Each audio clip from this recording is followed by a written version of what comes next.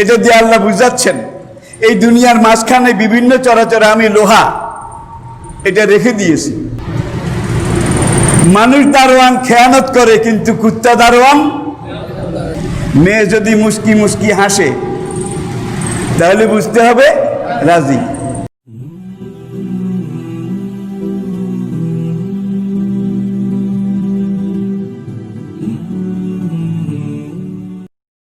আজকে আমরা খুতবায় আলোচনা করব হাদিসে বর্ণিত একটা ঘটনা। আর যেমন তেমন লামসাম ঘটনা হলে কিন্তু এগুলো হাদিসে আসে না, স্থান পায় না।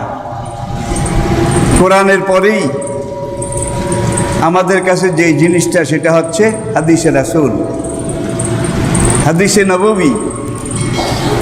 কোরআনটা হলো আমাদের জীবনের, মুসলিম জীবনের, বিশ্ব মুসলিমের জীবনের মূল সিলেবাস, টেক্সট বুক, কারিকুলাম। আর হাদিসে রাসূল, হাদিসে নববী এটা হচ্ছে কোরআন রূপী টেক্সট বুক, কারিকুলাম। এটার শরহা, তাফসীর, ব্যাখ্যা এবং বিস্তৃতি। হাদিসে নববীতে আল্লাহ রাসূল যেই কথাগুলো বলেছেন এগুলাও আসলে ওহী, এগুলো আল্লাহ পাকের নির্দেশ। পার্থক্য হলো ওহী লৌহে মাহফুজ থেকে জিবরাইল আলাইহিসসালাতু ওয়াসসালামের মারফতে আল্লাহ পাক নবীজির কাছে সরাসরি পাঠিয়েছেন। ওহীর ইবারত যেটা শব্দ গঠন, বর্ণনা, সেটাও আল্লাহর তৈরি। আবার ওহীর মাধ্যমে কোরআন হিসাবে যেটা 23 বছরে নবীজির কাছে এসেছে, ওহী হিসাবে আমরা পেয়েছি, সেটা হলো আল্লাহ পাকের প্রত্যক্ষ নির্দেশ, সরাসরি নির্দেশ। ইংরেজিতে এটাকে বলা হয় ডাইরেক্ট অর্ডার, ডাইরেক্ট অর্ডার। আর হাদিস কোরআনের ব্যাখ্যা। নবীজি নিজের মন থেকে নিজের ইচ্ছা মতো কোনো কথা বলেননি, কোনো সময়ই না। কোরআনে পাকে মহান রব্বুল আলামিন নবীজির কথার গুরুত্ব, স্বীকৃতি দিতে গিয়ে ওহীর মাধ্যমে কোরআনে আয়াত নাজিল করেছেন। ওমা ইয়ান্তিকু আনিল হাওয়া, আমার এই নবী তোমাদের কাছে নিজের মন মতো, ইচ্ছা মতো কোনো কথা বলেন না। ইন হুয়া ইল্লা ওয়াহিয়ুন ইউহা, এই নবীর অন্তরে আমি পরোক্ষভাবে যেই কথা পাঠাই, যেই নির্দেশ পাঠাই, সেটাই নবী হাদিসের মাধ্যমে তোমাদেরকে বলেন। তাহলে কোরআনটাও ওহী, ডাইরেক্ট ওহী। আর হাদিস এইটাও ওহী, ইনডাইরেক্ট, পরোক্ষ ওহী। দুটোটাই কিন্তু ওহী। কোরআন মানা যেমন ফরজ, এ ব্যাপারে কোনো কনসেশন, কোনো কনসিডার, কোনো যোগ বিয়োগ, সংযোজন বিয়োজন, বাড়ানো কমানো নাই। যা বলা হয়েছে তাই করতে হবে। ঠিক তেমনিভাবে হাদিস, এখানেও নবীজি যা কিছু বলেছেন, যা কিছু করেছেন, নবীজির সামনে কেউ কোনো একটা কাজ করেছেন, নবীজি দেখেছেন, হাও বলেননি, নাও বলেননি, কি বোঝা যায়? কি সুকুত নেসফুর রেজা। 4000 বছর আগের হিন্দু ধর্মগ্রন্থ বেদের মধ্যে উল্লেখ আছে মৌনম সম্মতি লক্ষণ, মৌনম সম্মতি লক্ষণ। চুপ থাকলে বোঝা যায় কি রাজি। বিয়ের সময় পাত্রীর এজেন্ট অনুমতির জন্যে অভিভাবকেরা যায়, দায়িত্বশীলেরা যায়। সেখানে বলা হয়েছে ওই পাত্রী যদি চুপ থাকে, কোনো কথা না বলে, তাহলে বুঝতে হবে অরাজি নাকি অরাজি, রাজি। মেয়ে যদি মুস্কি মুস্কি হাসে, তাহলে বুঝতে হবে রাজি। মেয়ের চোখ দিয়ে যদি পানি পড়ে, হালকা কান্না, তাহলে বুঝতে হবে রাজি। এখানে একটা জিনিস চিন্তার ব্যাপার আছে। মেয়ের কাছে অনুমতির জন্য গিয়েছে, মেয়ে চুপ থেকেছে, এটা 100 ভাগ রাজি, এটার মধ্যে আর কোনো। এরপরে যদি অট্ট হাসি হাসে তাহলে বুঝতে হবে তার ছিঁড়ে গেছে, বা কোনো একটা মেন্টাল মানসিক অসুস্থতা তার মধ্যে এসেছে। আর যদি চোখের পানি ফেলে গুনগুন করে কাঁদে, তাহলে বুঝতে হবে রাজি। আর যদি মরার কাঁদা কাঁদে, মরার কাঁদা বুঝেন, তাহলে বুঝতে হবে সামথিং ইজ ডিস্টার্বিং, তার এখানে কোনো একটা কিছু অসুবিধা হয়েছে। দেখুন ইসলাম কত ফিলোসফি, ইসলামের এইসব সাইকোলজি, মনোবিজ্ঞান, এটার জন্য আবার আলাদা গবেষণা, রিসার্চ আগেও হয়েছে, এখনো হচ্ছে। আসুন, হুজুরের আগের নবী সাইয়েদনা ঈসা আলাইহিস সালাতু ওয়াস সালাম, আপনারা জানেন ঈসা আলাইহিস সালাতু ওয়াস সালামের কাছে মহান রব্বুল আলামিন ইনজিল কিতাব নাজিল করেছেন। কোন কিতাব? ইনজিল।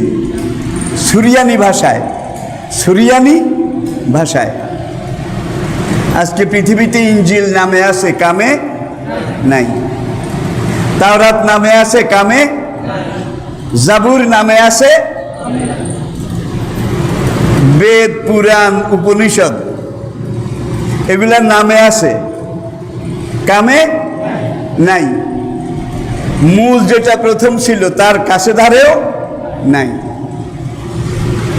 ধর্মীয় পণ্ডিতেরা, ব্রাহ্মণেরা যুগে যুগে তাদের স্বার্থ লাভের জন্যে, সুবিধার জন্যে কিছু কথা মাইনাস করেছে, বের করে ফেলেছে, আবার কিছু বানানো কথা ঢুকাই দিয়েছে। এটাকে বাংলায় বলা হয় সংযোজন এবং বিয়োজন, প্লাস এবং মাইনাস। সব যুগের সব আসমানি কিতাব, সব ধর্মগ্রন্থের এই একই অবস্থা, লেজে গোবরে দশা, লেজে গোবরে দশা। একমাত্র কোরআন ১,৫০০ বছর আগে লৌহ মাহফুজ থেকে যেভাবে এসেছে ঠিক সেইভাবে আছে নাকি নাই? ওয়ালাকাদ ইয়াসসারনাল কুরআনা লিযিকরি ফাহাল মিন মুদ্দাকির। এই কোরআন যারা মুখস্থ করতে চায় তাদের জন্য আমি মুখস্থ করা সহজ করে দিয়েছি। ইন্না নাহনু নাযালনা যিকরা ওয়া ইন্না লাহু লাহাফিজুন। এই কোরআন আমি নাজিল করেছি। কিয়ামত পর্যন্ত এই কোরআনকে রক্ষা করার, হেফাজত করার, সংরক্ষণ করার দায়িত্ব আমি আল্লাহ আমার নিজের হাতে রেখেছি। তাওরাতের জামানায় তাওরাতের কোনো হাফেজ ছিল না, একজনও ছিল না। জাবুর যেই যুগে নাজিল হয়েছে দাউদ আলাইহিস সালামের জামানায়, তখনও জাবুরের একজন হাফেজ ছিল না। ইনজিল যে সময় ঈসা আলাইহিস সালামের উপরে নাজিল হয়েছিল, সেই যুগে বোধহয় ইনজিলের একজন হাফেজ ছিল। আর পরের যুগের কথা তো আর বলার দরকার নেই। তখনই যখন ছিল না, পরবর্তীতে, সুতরাং যে যেই কথা যেখান দিয়ে ঢুকিয়েছে, আগের কালে ছাপাখানা ছিল না, কম্পিউটার ছিল না, এগুলার ভিন্ন কপি সংরক্ষণের কোনো ব্যবস্থা, হয় কাগজের উপরে লেখা ছিল, নয় চামড়ার উপরে, নয় হাড়ের উপরে, নয় গাছের বাকলের উপরে, নয় গাছের পাতার উপরে, এইভাবে লেখা ছিল। তো এগুলাকে যোগ বিয়োগ করা খুবই সহজ ছিল। একটা পাতার লেখা সরিয়ে ফেলেছে, আরেকটা নতুন লেখা এনে এখানে ঢুকাই দিয়েছে। সম্ভব নাকি সম্ভব না? এইভাবে কোরআন বলছে ইউহাররিফু নাহু, হাররাফা ইউহাররিফু তাহারিফান মুহাররাফন।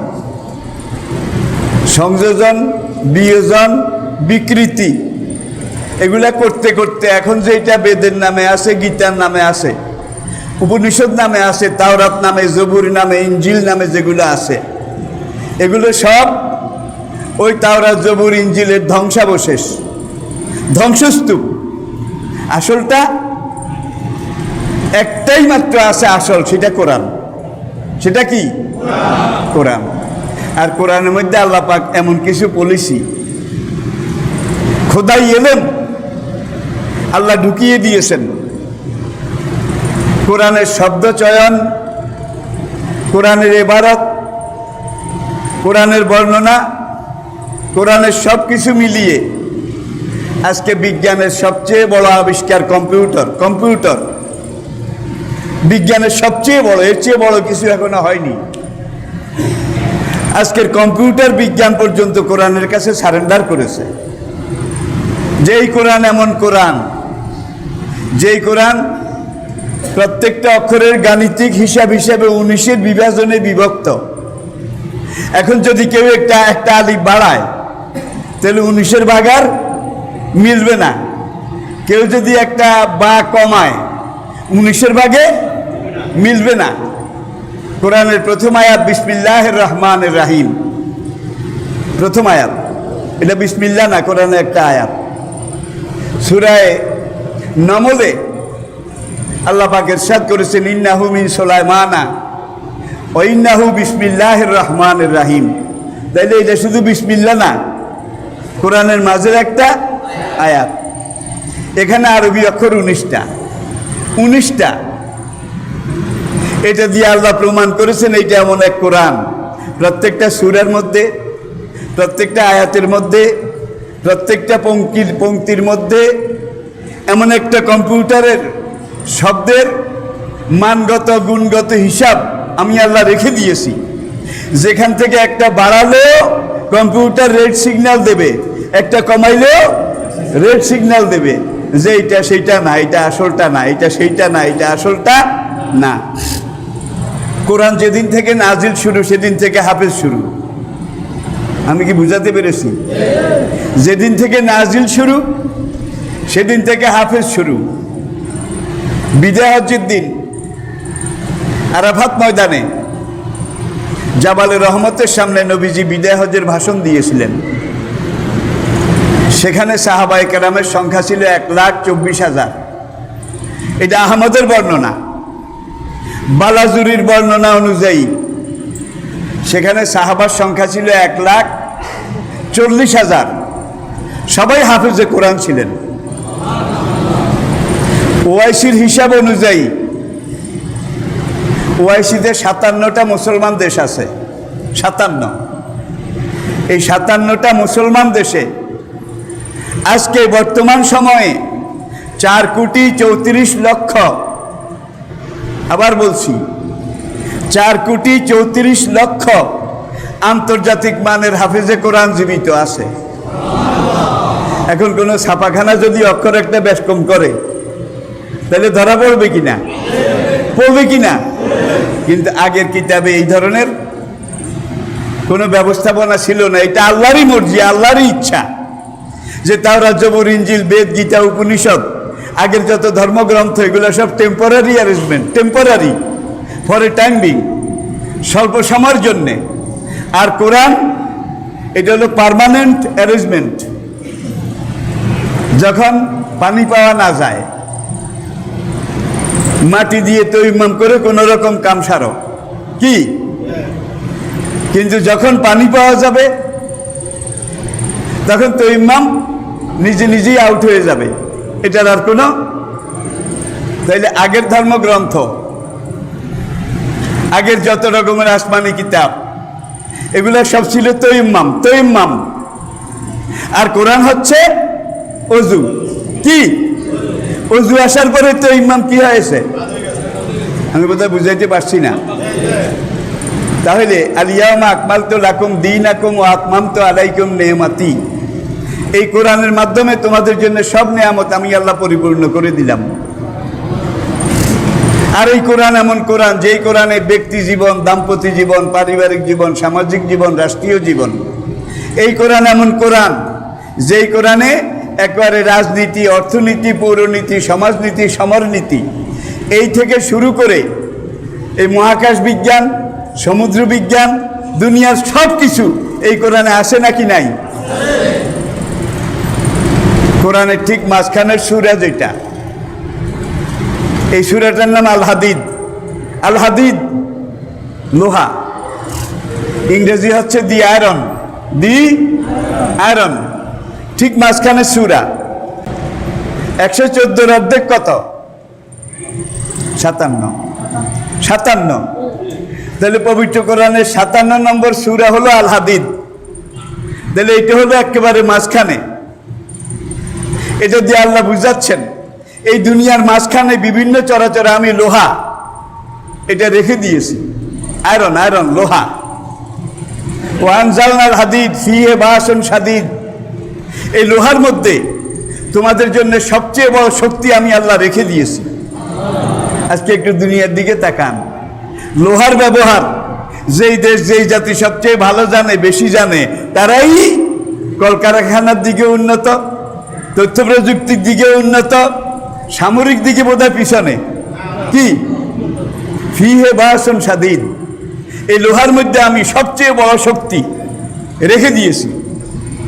এটা আমার আজকের আলোচনা নয়, তারপরেও কোরআনের ভূমিকা হিসাবে কথাগুলো আমাকে বলতে হলো।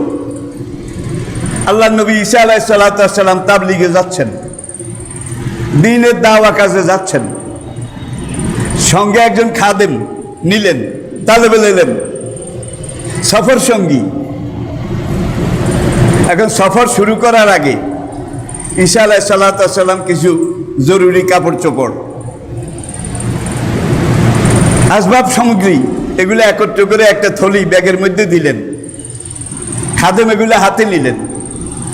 এইবার ঈসা আলাইহিস সালাম 3টা রুটি, এইটাও খাদেমকে দিয়ে বললেন এইটাও ব্যাগের মধ্যে লও, সফরের সময়ে কাজে লাগবে।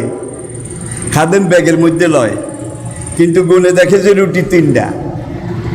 তার মনে খটকা লেগেছে, 4টা লইতো একটা ভালো হইতো, হুজুরে 2টা আমি 2টা, অথবা 2টা যদি নিত হুজুরে একটা খেত আমি একটা খেতাম।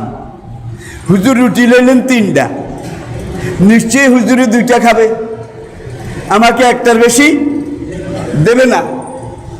এখন ঈসা আলাইহিস সালামের পিছনে পিছনে হাঁটে, কিন্তু মনে মনে শুধু রুটি 3টা, রুটি 3টা, রুটি 3টা। ভাগে মিলে না, ভাগে মিলে না। সাইকোলজিক্যালি, মানসিকভাবে সে একবার অসুস্থ হয়ে গেছে। রুটি 3টা। যেতে যেতে যেতে দূর, বহু দূর যাওয়ার পরে কয়েক জায়গায় ঈসা আলাইহিস সালাম থামলেন। সেখানে কিছু লোকজন পেলেন, তাদেরকে তাওহীদ রিসালাতের দাওয়াত দিলেন। নবী তো আল্লাহর নবী। এইবার আরেকটু দূরে গিয়ে ঈসা আলাইহিস সালাম বললেন, খাদেম यहाँ हट जाओ, गठरी उतारो, अब हम खाना खाएंगे। খাদেম এখানে থামো, মাথা থেকে ব্যাগ নামাও, আমরা এখন খানাটা না খেয়ে একটু ফ্রেশ হয়ে নেই। খাদেম মাঝখান দিয়ে কিন্তু ওই হুজুর যে লোকদের কাছে দ্বীনের তাবলীগ করতে গেছে, মানুষের দিকে খেয়াল করে দাওয়াত দিচ্ছে, এই ফাঁকে রুটি একটা খেয়ে ফেলেছে। এইবার মহা খুশি যে এবার আমি ভাগ মিলাই ফেলেছি। ঈসা আলাইহিস সালাম আল্লাহর নবী, ভাগ করতে গিয়ে নিশ্চয়ই আমাকে একটা, তিনি নিজে একটা, এইভাবেই ভাগ করবেন। এইবার খুব আনন্দিত। এখন রুটি নামানোর পরে ঈসা আলাইহিস সালাম বললেন, রুটি নে কালো। রুটি বের করে দিয়েছি। ঈসা আলাইহিস সালাম হাতে নিয়ে দেখেন যে 2খান। ঈসা আলাইহিস সালাম খাদেমকে জিজ্ঞেস করলেন, তেসরা রুটি কাহা গেয়া? তৃতীয় আরেকটা রুটি কোথায় গেছে? সেটা নেই কেন? খাদেম কসম করে, ওই আল্লাহর কসম যার হাতে আমার জীবন, ওই আল্লাহর কসম করে বলছি যিনি আমাকে সৃষ্টি করেছেন, আল্লাহর কসম, খোদার কসম, মহান রবের কসম, আমি রুটির খবর কিছু জানি না। হুজুর যেইভাবে দিয়েছেন ব্যাগে সেইভাবে আছে, আমি আবার সেইভাবে বের করে দিয়েছি। আল্লাহর কসম, আমি রুটি সম্পর্কে কিছু জানি না। রুটি আমি খাই নাই, এটা তো হতেই পারে না। চিন্তাও করা যায় না। ঈসা আলাইহিস সালাম এটা নিয়ে আর কোনো কথাবার্তা বললেন না। তিনি তো বুঝে গেছেন, আগেই তিনি বুঝতে পেরেছেন খাদেম এটা আমার সফর সঙ্গী হওয়ার উপযুক্ত নয়। এইবার একটু সামনে গেলেন, সামনে গিয়ে এখানে রুটি, এখানে কাপড় চোপড়, পাশে একটু সামনে গিয়ে ঈসা আলাইহিস সালাম বালি সরাইলেন, মরুভূমির বালি সরাইয়া বড় বড় 3টা সোনার চাক, বড় বড় কাদর, এই একটা, এই 2টা, এই 3টা। খাদেম বলে হুজুর কি করব? কয় ব্যাগের মধ্যে ল, সময় কাজে দেখবে, বলা যায় না সফরে কোনখানে কোন বিপদ আপদ ঘটে। খাদেম ব্যাগে লইল, এইবারও মন খারাপ। হুজুর দেখেন না আরেকটা আছে কিনা, কারণ আর দরকার নাই। খাদেম সাহেবের মন এবার আরো খারাপ হয়ে গেল, নিশ্চয়ই হুজুর 2টা নেবে, আমাকে একটার বেশি দেবে না। মন খুব খারাপ হয়ে গেছে। এখন রুটি খাওয়ার পরে ঈসা আলাইহিস সালাম বললেন, হাজা ফিরাকুম বাইনি ওয়া বাইনাক, তোমার সাথে এবার আমার জুদাইয়ের পালা, পৃথক হওয়ার পালা। তোমাকে আমার আর দরকার নাই, তোমার পথে তুমি যাও, আমার পথে আমি যাই। এইবার ঈসা আলাইহিস সালাম বললেন, ধরো সোনার চাক একটা নিয়ে যাও, বিপদে টিপদে কাজে লাগবে। আরেকটা আমি নিলাম। ঈসা আলাইহিস সালাম নিজের ব্যাগে লইলেন। খাদেমে হুজুর সোনার চাক তো আরেকটা রয়ে গেছে, 3টা তো।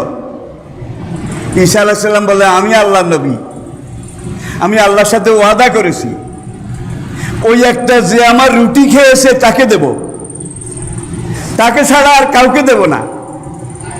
হায় হায় হায়, দেখুন এখন খাদেম চিন্তা করলো, আসলে তো খেয়েছি, যতই কসম করেছি, যতই কিছু করেছি, রুটি তো আমি খাইছি। এখন যদি স্বীকার করি, ঈসা আলাইহিস সালাম তো আল্লাহর নবী, ওয়াদা খেলাফ করবেন না। তিনি ওয়াদা করেছেন 3য় সোনার চাক যে রুটি খেয়েছে তাকে দেবে। হুজুর মারেন আর কাটেন, যাই করেন আর বলেন, আসলে রুটি আমি খেয়েছি। দেখছেন কারবার? আরে হাদিস দেখেন কি শিক্ষা। ধর আমি ওয়াদা করেছি যে রুটি খাইছে, ধর এইটা নে। এবার ঈসা আলাইহিস সালাম উঠে দাঁড়িয়েছেন, খাদেমও দাঁড়াইছে। হাজা ফিরাকুম বাইনি ওয়া বাইনাক, এইবার তোর পথে তুই যা, আমার পথে আমি যাই।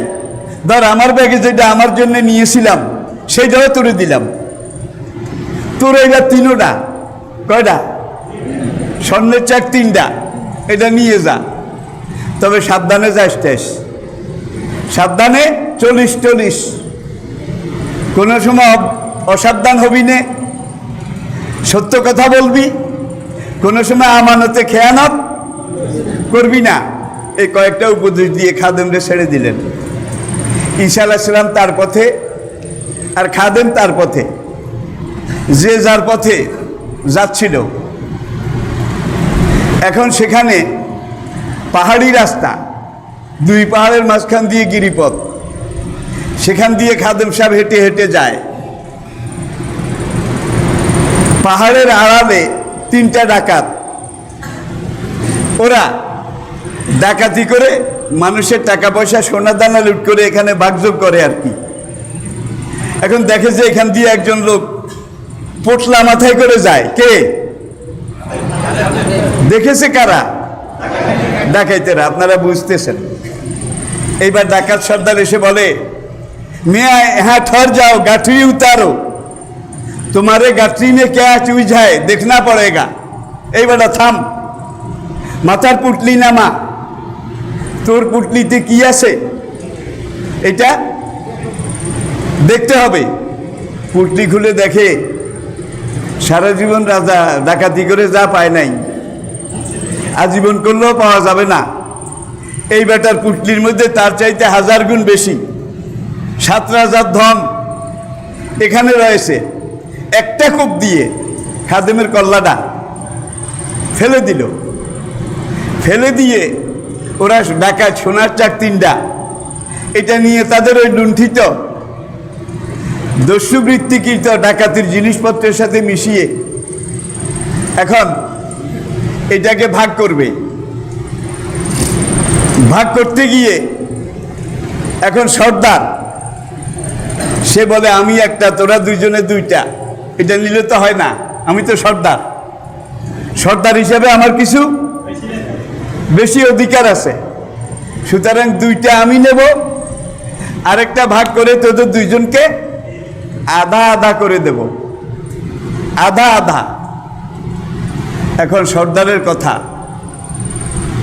2জন সহকর্মী তারা নাও বলতে পারছে না, হাও বলতে পারছে না, কিন্তু এই 2জন ডাকাতের মন কিন্তু এখন ওই খাদেমের চাইতেও আরো খারাপ।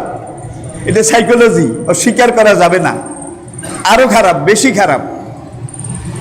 এইবার তারা চিন্তা করলো কি করা যায়।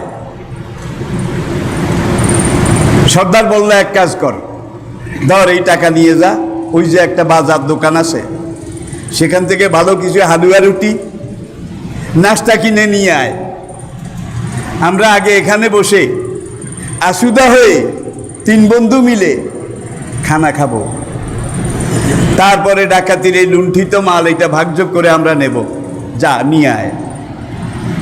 এখন এক ডাকাত বাজারের দিকে যায় হালুয়া রুটি কেনার জন্যে, যেতে যেতে চিন্তা করে যে কাজ তো এখন আমার হাতে চলে এসেছে, হালুয়ার সাথে রুটির সাথে কিছু দারমুস, 1 কাইন্ড অফ পয়জন, সেই যুগের সবচেয়ে মারাত্মক বিষ।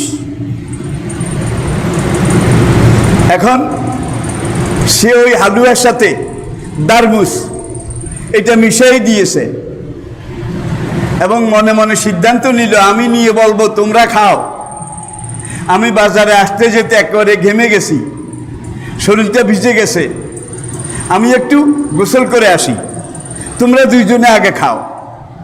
দেখেন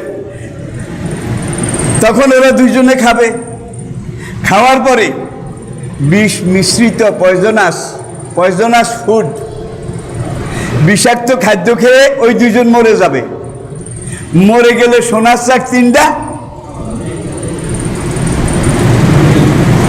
আমি একলা নিয়ে যাব।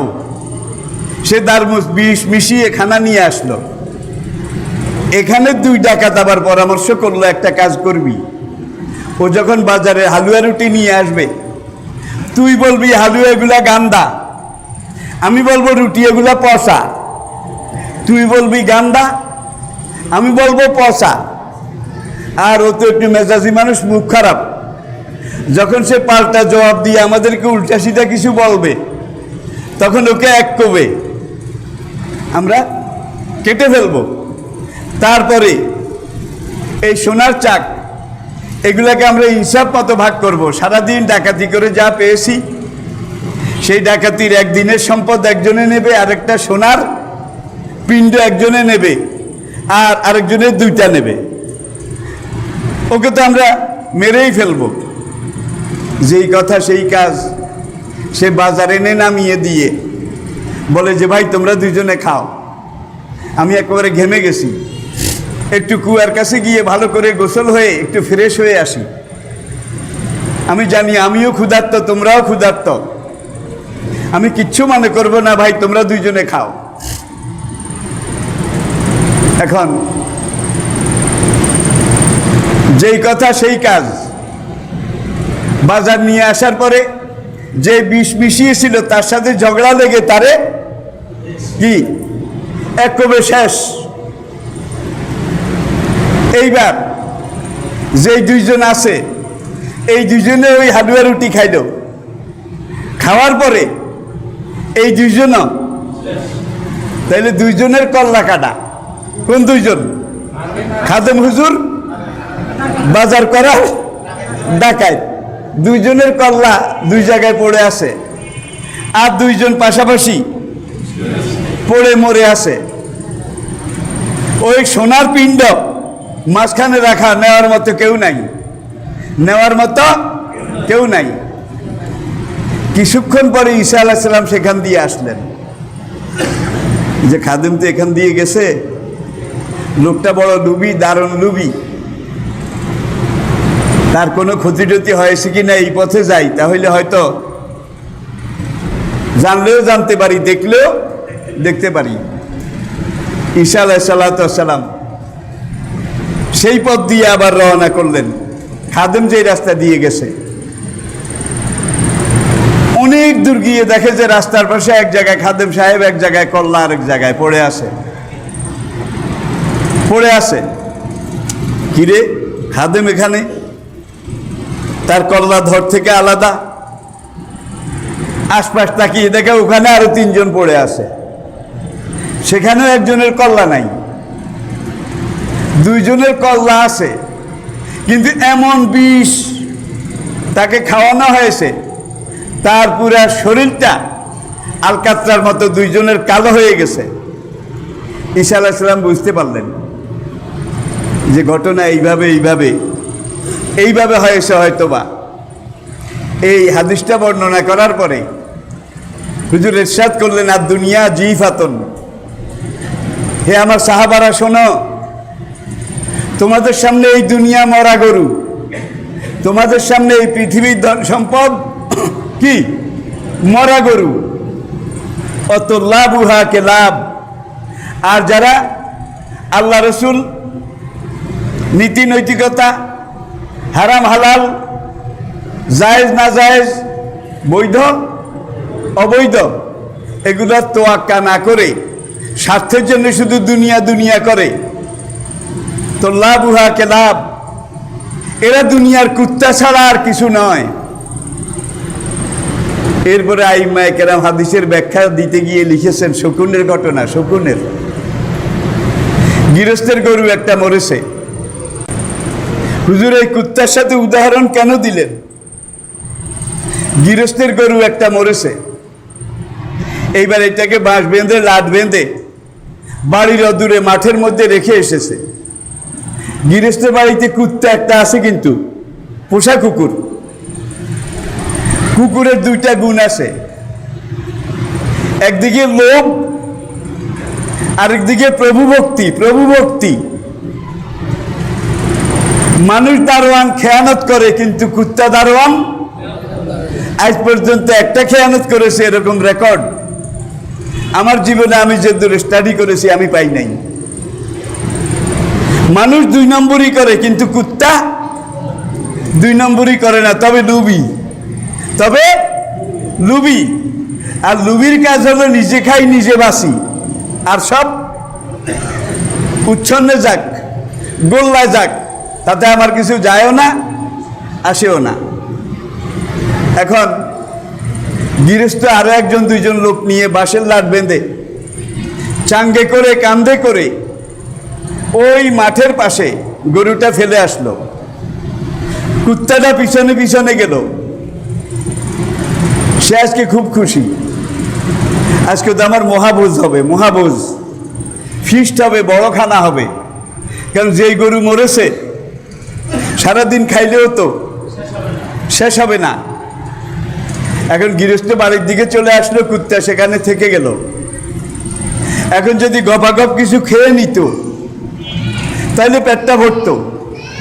এখন সে মরা গরু চারুকিনের দিয়ে ঘুরে, একটু পরে আবার গিয়ে ঘ্রাণ শুঙ্গে, কিন্তু খায় না।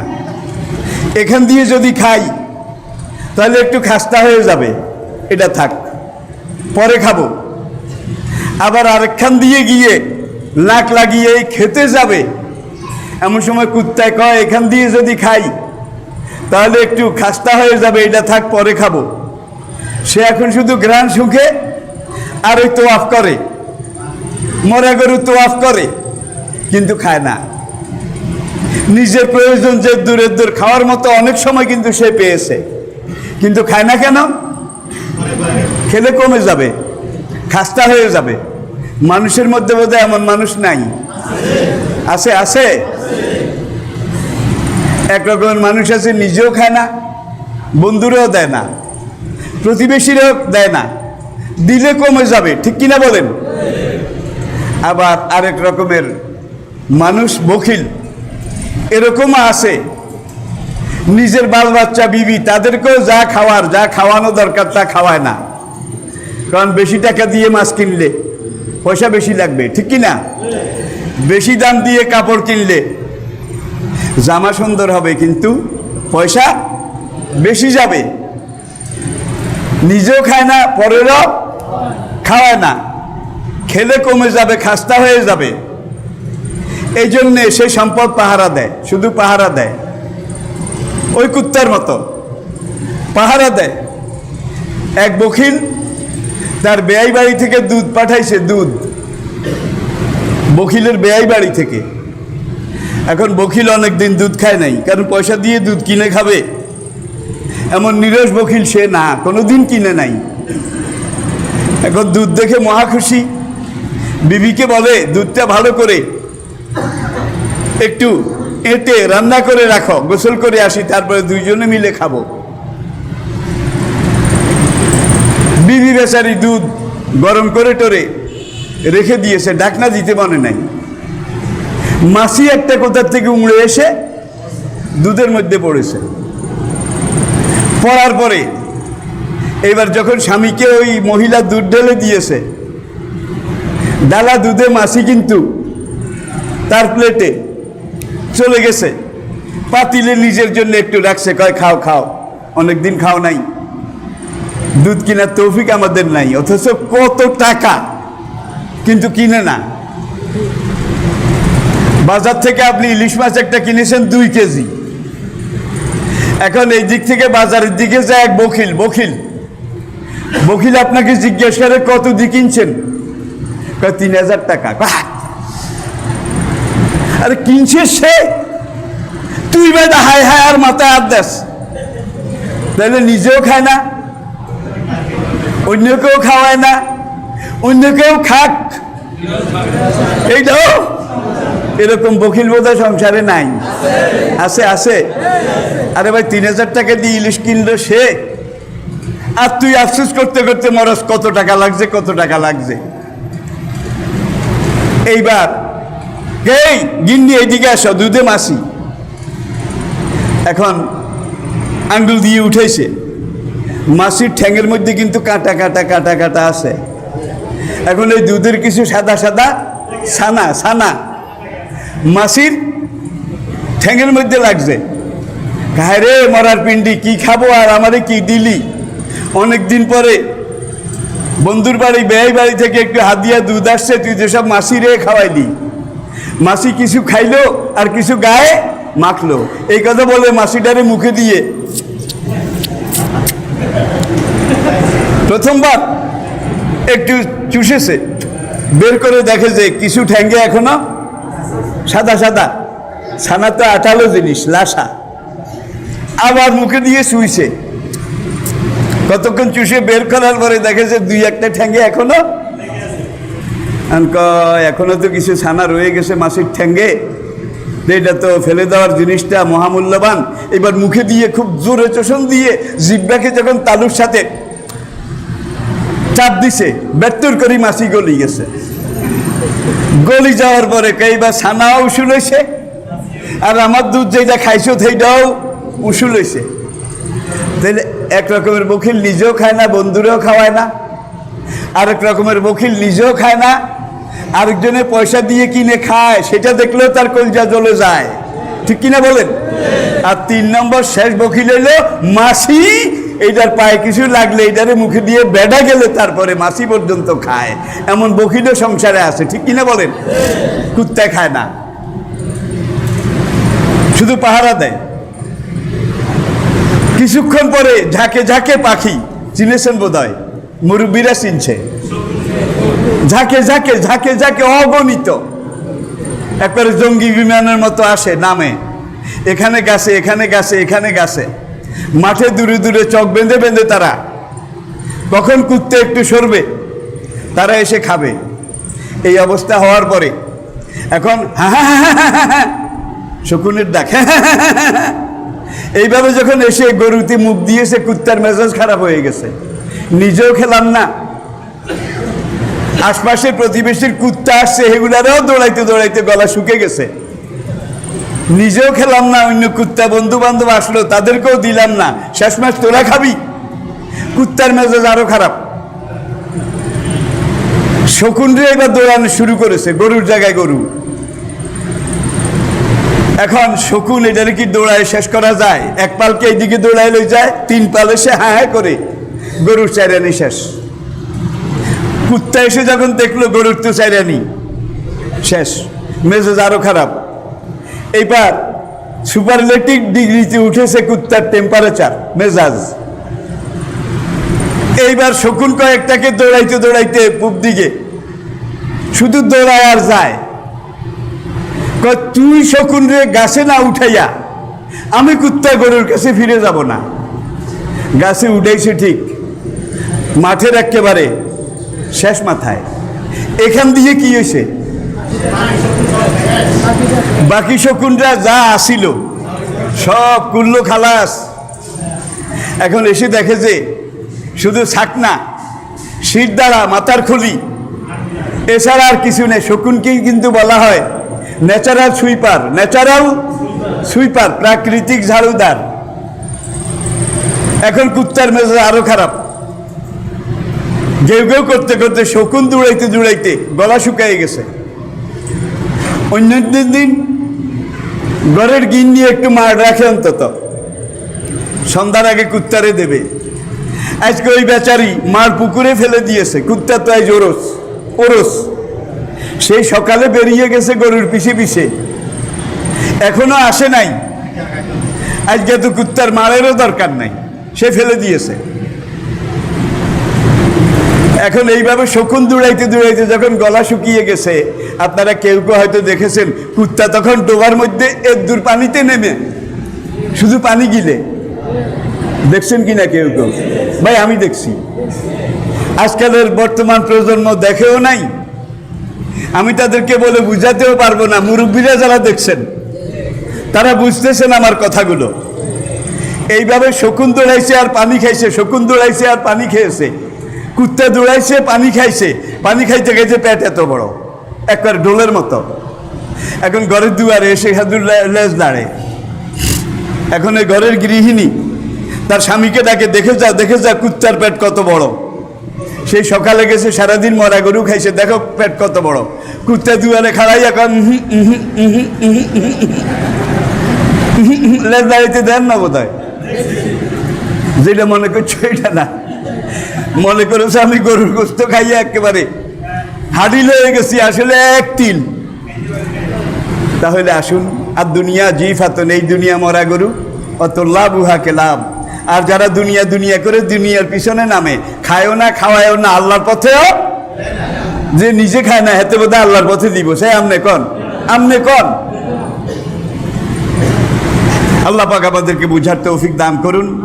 এই দুনিয়ার সম্পদ যেটা আপনার আছে, এটা আল্লাহর দান, আল্লাহ আপনাকে দিয়েছে। আপনার যে দূর লাগে দূর খান, আর উদ্বৃত্ত যেটা থাকে সেটা আপনার পাড়া প্রতিবেশী আত্মীয় স্বজন তার থেকে দিয়ে দেন। আর যে আল্লাহ এমন আল্লাহ, আজকে আপনি খাইয়া টাইয়া সব যদি দিয়ে দেন, আগামীকাল আল্লাহ বোধহয় আপনার খানার জোগাড় করার যোগ্যতা রাখেন না। রাখেন। তাহলে যারা সত্যিকার পারফেক্ট মানুষ, ইতিহাসে যুগে যুগে দেখা গেছে তারা দিনের দিন খেয়েছে, দিয়েছে, দান করেছে, আগামীকালের চিন্তা কেউ আর করে কি করবে। নমা তাদরি নাফসুম মা যা তাকসে বুগাদান, আগামীকাল আপনার রেজেক আদৌ আছে কিনা, কি হয়তো আজকে শেষ। সুতরাং যা খাইতে পারি, যা দিতে পারি, এইটাই তো। আগামীকাল আসবে, কিন্তু আপনার জীবনে আসবে কিনা আপনি জানেন না। আমাদের জীবনে আগামীকাল আসবে কিনা আমরা বোধহয় জানি। আল্লাহ পাক আমাদেরকে বুঝার তৌফিক দান করুন। হুজুর ইরশাদ করেছেন, আল বখিল লা ইয়াদখুলুল জান্নাহ, বখিল বেহেশতে যাবে না, বখিল বেহেশতে যাবে না। শেখ সাদির গুলিস্তা বুস্তা ছোটকালে যারা পড়ছেন, বখিলার বুয়া জাহেদ বাহারবার বেহেশতি নাবাসদ বহক মে খবর, ইও বয়স করা হচ্ছে যে হাদিসের খবরে জানা যায় বখিল যত বড় তাঙ্গর হোক, যত বড় সম্পদশালী হোক, বখিল কোনোদিন বেহেশতে যাবে না। আল্লাহ আমাদেরকে বখিলি থেকে, লোভ লালসা থেকে, একটা হলো বখিলি আর একটা হলো লোভ লালসা, এই লোভ লালসার কারণেই কিন্তু খাদেম হুজুর জীবন হারাইছে। কি এই লোভ লালসার কারণেই কিন্তু 3 ডাকাত জীবন হারিয়েছে। দুনিয়ার সম্পদ দুনিয়ায় পড়ে রয়েছে, কিন্তু তুমি কুত্তার মতো খালি পেটে চলে গেছো। আল্লাহ আমাদেরকে বুঝার তৌফিক দান করুন। ওমা আলাইনা ইল্লাল বালাগ। আল্লাহ ছাড়া নেই যে মাবুদ সৃষ্টিকুলের মাঝে, চিরজীবী তিনি সবার ধারক যেন তাজে। আল্লাহ ছাড়া নেই যে মাবুদ।